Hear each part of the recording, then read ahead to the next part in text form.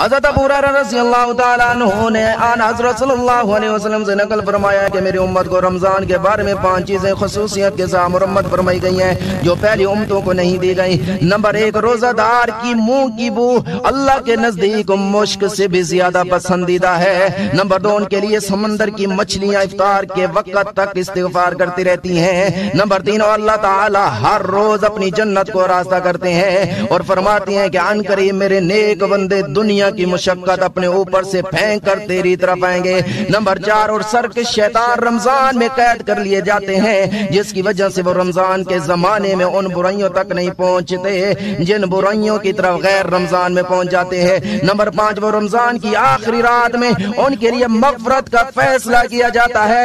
آپ صلی اللہ علیہ وسلم سے پوچھا گیا کیا یہ مغفرت شب قدر میں ہوتی ہے؟ آپ صلی اللہ علیہ وسلم نے فرمایا نہیں، بلکہ دستور یہ ہے کہ کام ختم ہونے پر مزدور کو پوری اجرت سے نوازا جاتا ہے۔